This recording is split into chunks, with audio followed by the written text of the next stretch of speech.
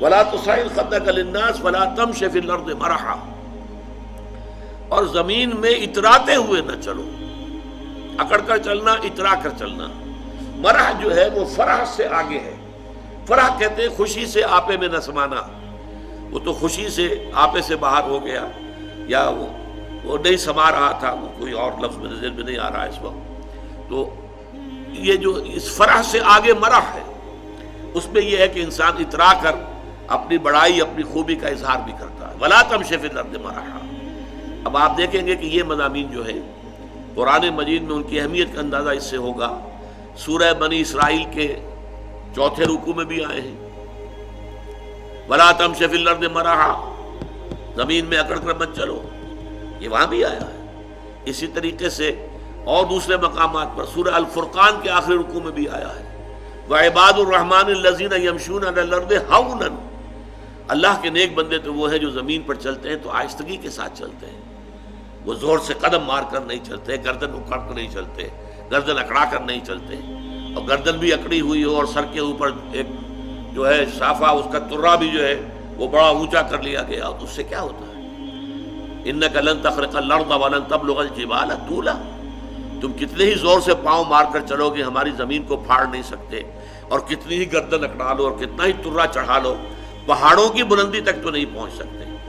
تو یہ در حقیقت مضمون بہت اہم ہے، متعدد مقامات پر آیا ہے، اور سورۃ الفرقان کا جو آخری رکوع ہے وہ تو ہمارے منتخب نصاب میں ہے، اور وہ تفصیل سے ہم پڑھیں گے۔ تو ولا تصعر خدك للناس ولا تمش في الارض مرحا ان اللہ لا يحب كل مختال فخور، یقیناً اللہ تعالیٰ کو بالکل پسند نہیں ہے جو اکڑ کر چلنے والے ہیں اور شیخی خورے ہیں۔ مختال کا لفظ بڑا پیارا ہے، یہ خیل سے بنا ہے۔ خیل جو ہے اعلیٰ نسل کا گھوڑا، بہت اونچی جس کی پیڈگری ہو، اگر آپ اس کی چال دیکھیں گے، اس کی چال میں ایک تمکنت ہوتی ہے۔ جب انسان اپنی چال میں یہی تمکنت اختیار کرتا ہے تو یہ اختیال ہے، گویا کہ خیل کا سا انداز اختیار کرنا اپنے چلنے میں، خیل سے باب افتعال بنا اختیال، تو اللہ تعالیٰ کو بالکل پسند نہیں ہے۔ کل مختال فخور، فخر کرنے والے، اپنی نیکیوں پر، اپنی دولت پر بھی فخر ہوتا ہے، لیکن اپنی نیکی پر بھی ہوتا ہے، اپنے علم پر بھی ہوتا ہے، اللہ بچائے، اپنی عبادت پر بھی ہوتا ہے، اللہ تعالیٰ اس سے اپنے حفظ و امان میں رکھے۔ ان اللہ لا يحب كل مختال فخور واقصد فی مشیک، اپنی چال میں میانہ روی اختیار کرو۔ یہ چال سے مراد یہاں پر صرف چلنا نہیں ہے، بلکہ پوری زندگی میں روش جسے ہم کہتے ہیں، اپنی روش میں۔ اب روش بھی اصل میں تو چلنے کے معنی میں آتا ہے، لیکن روش کیا ہے؟ رویہ، روش ہر اعتبار سے ایک درمیانی کیفیت۔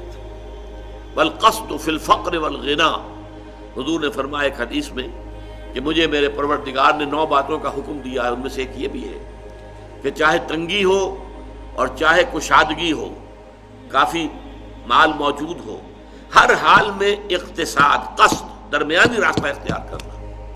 یعنی یہ کہ اگر بہت تنگی ہے تو کوئی حرج نہیں ہے، کسی وقت قرض بھی لیا جا سکتا ہے، لیکن یہ کہ جو ضروری کام کرنے کے ہیں وہ کرنے ہی ہیں۔ اور اگر زیادہ دولت آ گئی ہے تو بہت زیادہ کھل کھیلنے کی ضرورت نہیں ہے، اس میں بھی یہ ہے کہ محتاط انسان جو ہے وہ خرچ کرے، صحیح صحیح جگہ پر خرچ کرے۔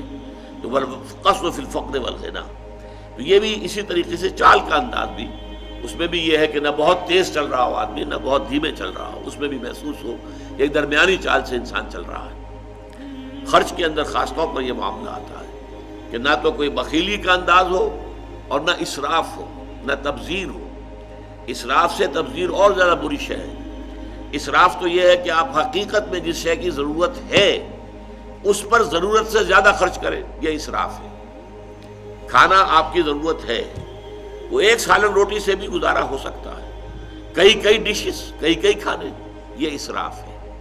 اس کو حضور نے منع کیا، ناپسند کیا، سختی سے ناپسند کیا۔ بلکہ آپ نے فرمایا کہ اگر روٹی میں گھی لگا ہوا ہو تو پھر سالن کی بھی ضرورت نہیں، کیونکہ اس کا سالن اس کے اندر موجود ہے، گھی جو اس میں لگا ہوا وہ کافی ہے۔ آپ اس کو حلق سے اتارنے کے لیے بڑی آسانی کے ساتھ نرم ہو جاتی ہے روٹی، سالن کی ضرورت یہی ہوتی ہے۔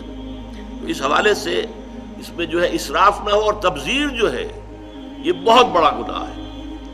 نمود و نمائش کے لیے، دکھاوے کے لیے، اپنی دولت کا اظہار کرنے کے لیے، اور مال خرچ کرنا جہاں کوئی ضرورت نہیں۔ بچی کی شادی ہے تو کوٹھی پوری بقعہ نور بنی ہوئی ہے، بجلی خرچ ہو رہی ہے، یہ ہو رہا ہے، اس کے اوپر کتنا خرچ ہو رہا ہے، کائے کے لیے؟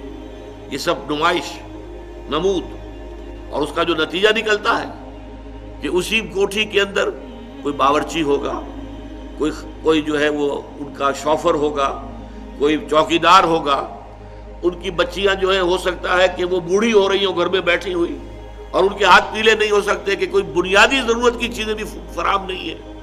ان کے دلوں میں محبت پیدا ہوگی سیٹھ صاحب کے لیے، یا یہ کہ نفرت پیدا ہوگی، نفرت اور غصہ۔ اسی لیے پھر جب کے زمانے میں سرخ جھنڈے بہت لاہور کی سڑکوں پہ نظر آئے تھے تو دولت مند لوگوں کو بڑا خوف ہو گیا تھا کہ یہ لوگ جو ہے یہ ہمارے پیٹ چاک کریں گے، ہمارے پیٹ پھاڑیں گے۔ یہ نفرتیں پیدا ہوتی ہیں۔ اسی لیے کہا گیا ان المبذرین کانوا اخوان الشیاطین۔ یہ سورہ بنی اسرائیل میں یہ بھی ہمارے منتخب نصاب میں درس آ جائے گا کہ یہ جو نمود و نمائش کے لیے دولت اڑانے والے لوگ ہیں یہ تو شیطانوں کے بھائی ہیں۔ وکان الشیطان لربہ کفورا، اور یقیناً شیطان جو ہے وہ